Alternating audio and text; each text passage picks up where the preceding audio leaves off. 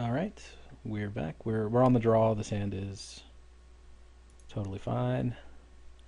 I ended up cutting. I can't actually think of the card's name. So still Kendler. I ended up cutting the 1/1 two drop that gives one of your guys haste.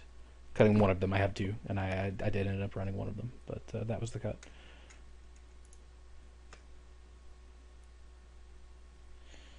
I think Stigma Lasher is going to be the two drop to make over Riverfall Mimic, just in case he plays like a creature with one power that would be able to block this, but not this. Something like Silk Bind Fairy or something along those lines.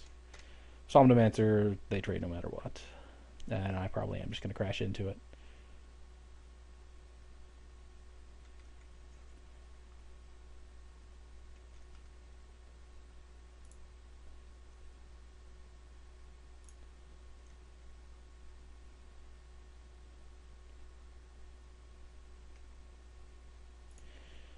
The play here, Scuttlemud over Riverfall Mimic, I believe. That lets us get this guy into play as soon as possible. Sure, Persisty Dude.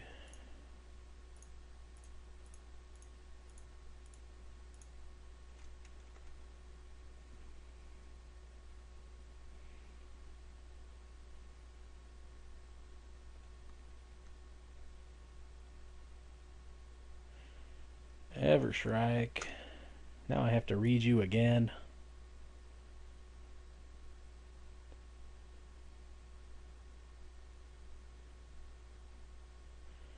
Heh. That could potentially be very good. Although hopefully he's just playing it as a 2/2 flyer.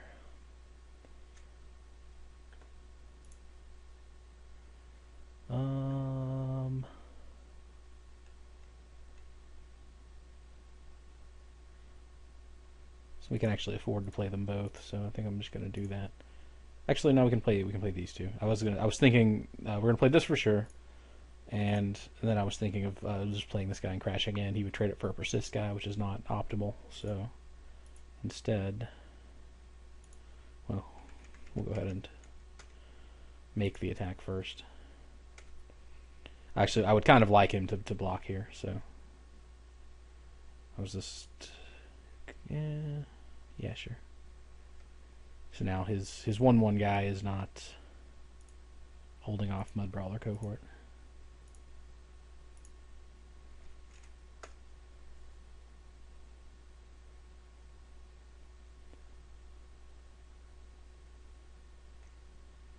Ooh, that guy's sweet.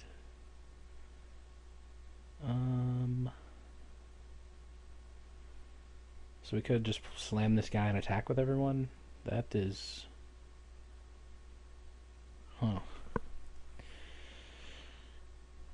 I mean, that's a powerful play. He passed with no play, 2 cards in hand. He could easily have like Repel Intruders or Aether Toe or any number of other tricks that I'm less familiar with. Let's see. So even if he Aether Toes, that's actually not really a disaster. Yeah, I think we're just going to go for it here.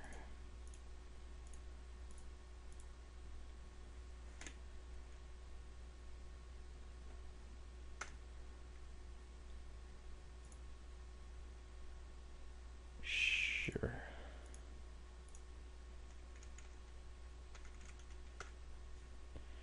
We give him some profitable trades here, but he would take 11, so I'm not sweating it too much.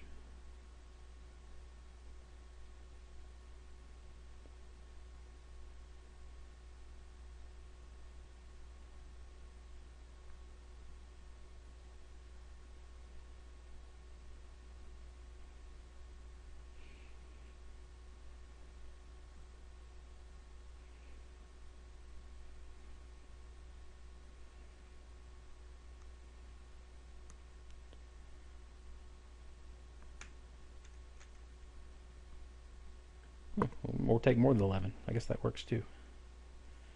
And he has Trixes on the end step. Big Trixes. Oh, he's doing this. Okay, I gotcha. Okay, well that guy's huge, but not actually that big a deal. Um,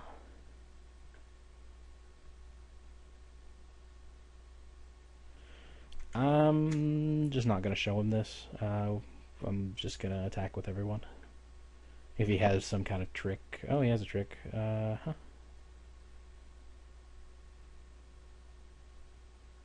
Nope, didn't have a trick. Alright. Alright, we are on the draw again. This hand is actually really sweet. We have our Fire Spout, and we have the two cards in our deck that survive a Fire Spout, and a Persist guy. So, a lot of play in this hand. Didn't make any changes in sideboarding. We actually don't. I don't anticipate making many changes in sideboarding during this draft. I didn't really end up with many sideboard relevant cards. I didn't see. Kind of one of the downsides of waffling around and trying to read signals the way I did. I know I passed like an Ember Gale at one point. I'm sure I passed some other things while I was busy taking blue-white cards. Save hold elite, sure.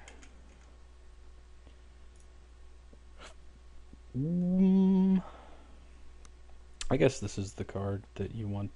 No, probably this is actually more relevant. If we attack with this next turn, it threatens to do more damage, but if we don't hit a land, this will for sure attack for 3. Somnomancer, sure.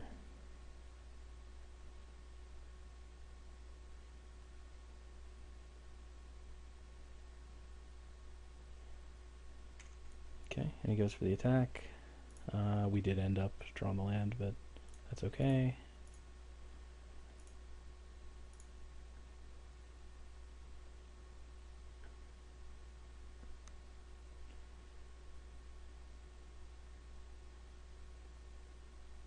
I'm pretty excited about this Fire Spout. We're going to do some good work with it here in a second. He taps my guy, sure.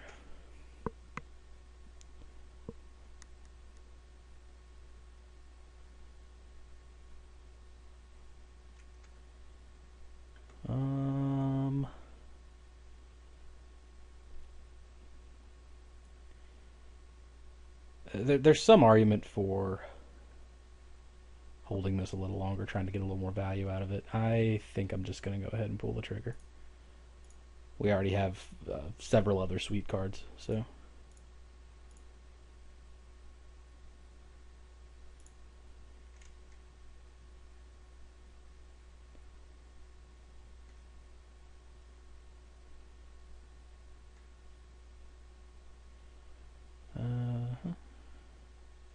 Sadly can't attack with this guy this turn unless we flame jab that thing, but I don't really see the need to do that.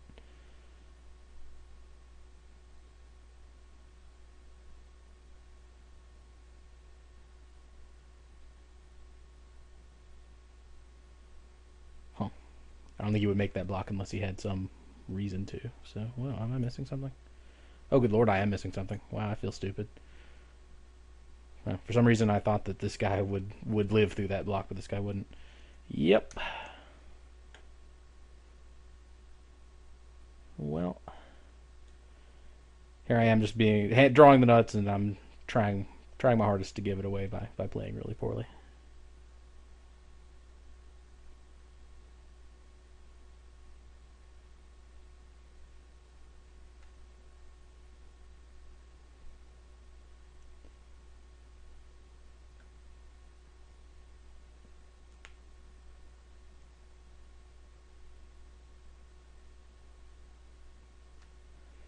Yep, there's a 2/4 guy. I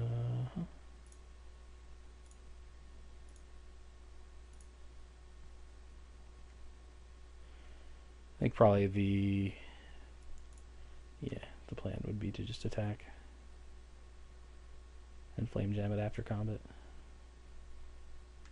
But he's not going for it. That's fine.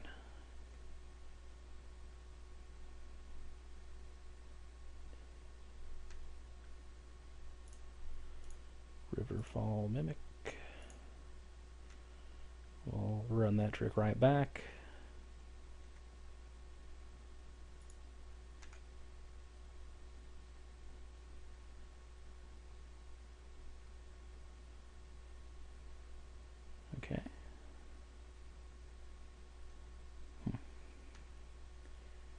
Kind of annoying.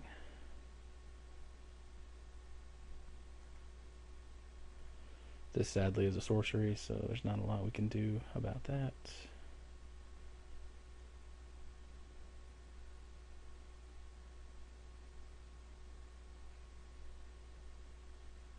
And yeah, we'll deal the damage here and flame jab that 2/4 out.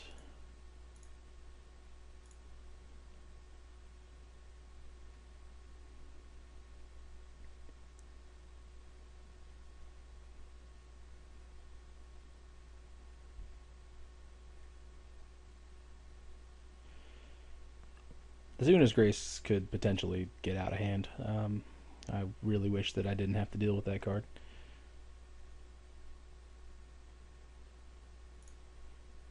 I think we're going to want to get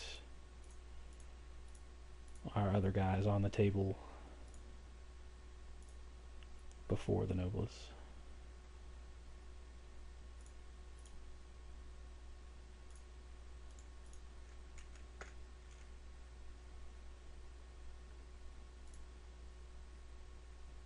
Has 3 cards in hand. Most likely some of them lands he's intending to. Nope. Just planning to blow us out, that's all. And there's a land to cycle, sure.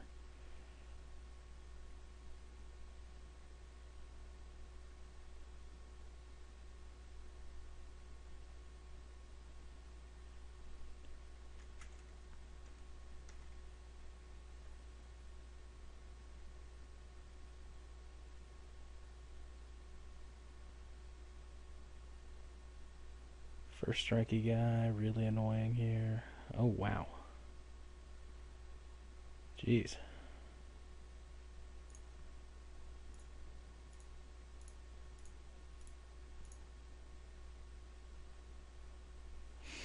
So this guy's gonna hold the fort pretty much indefinitely. Need to get some mountains in play to Jaws of Stone him off the board. Sadly, that means we will not be flame jabbing for profit. And he's going to continue to Una's Grace. Wow, this game really slipped out of my grasp after that misplay with the Crag Puka. I don't know that that would have mattered, but I'm sure it would have helped. That card's inconvenient. We already lost the one guy, so this doesn't trigger anything, which sucks.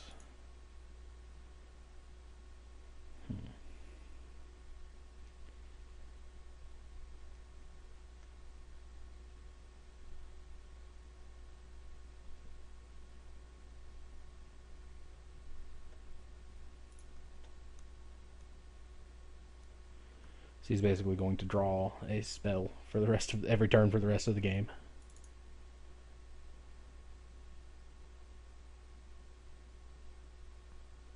Which is a rough place to be.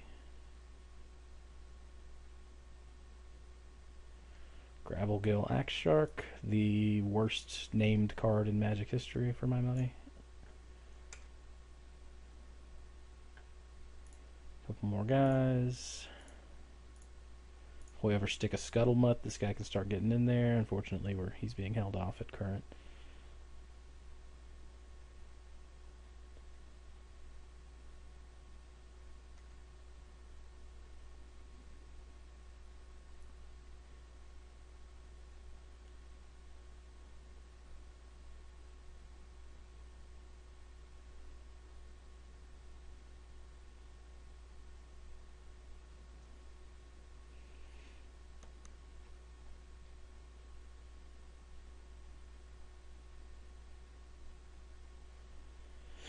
Turns through a couple of lands. Still no 6th land. That's fine though. We are actually kind of getting to the point where our alpha strikes are really threatening. In fact, we're probably getting to the point where when we actually draw a 6th land, we can, so yeah, 3, 4, and then if he plays another guy with toughness 2 or less, we can sweep him. Otherwise, we can just send the rest of the dome. I think Jaws of Stone for 6 is probably a legitimate threat here. And then if we crash in with everyone, I'm sure he would block here with the first striker. Yeah, he's going to start getting in with this flyer. That's interesting. No fear this guy has.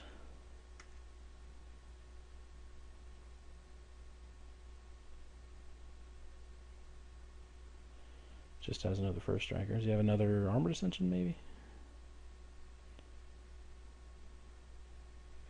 Nope, just another one of those guys. Okay, so... There's the land we needed.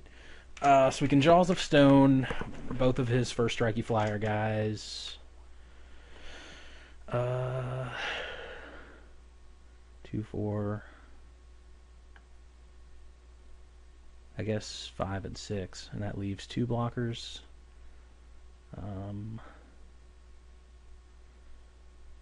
Unfortunately, that also leaves us dead on the crackback to Hobgoblin Dragoon.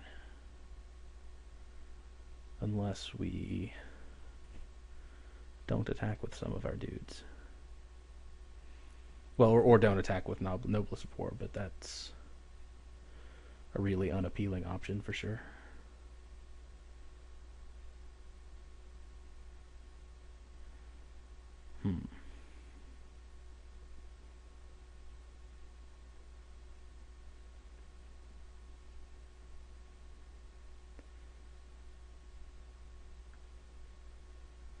This card's kind of gumming up the works as well, but not so much that we can't get around it. So if we shoot these guys, he would also go to 16. Then at that point, we're attacking for 6 trample, and then 6, 9, 13, 18, yeah, 23. He blocks probably here and here, and the -2 there. So this guy would get in for 4, this guy would get in for 3, this guy for 5, 7, 12. This guy was getting in for 12, 17. Alright, sounds good to me. I think he's dead. Assuming I did the math right.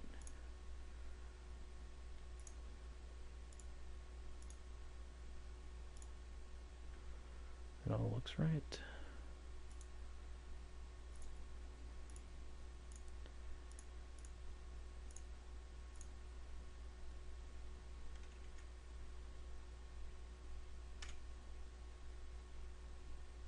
And I do this a lot, actually. Hit F2 and then hit F1 at the same time and bring up the help menu.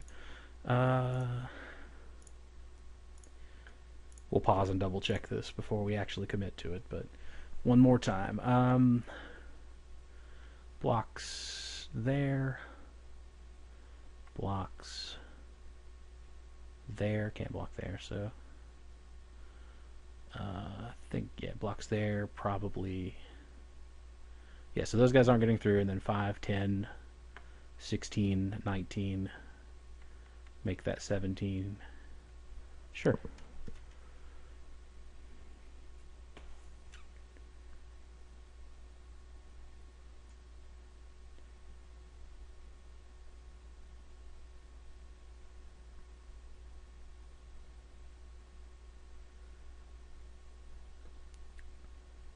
I feel like he's just dead. I don't know. Having made that kind of bonehead mistake with the Crag Puka, I'm a little paranoid that I'm missing something obvious and I'm about to just die. But I think we've got him.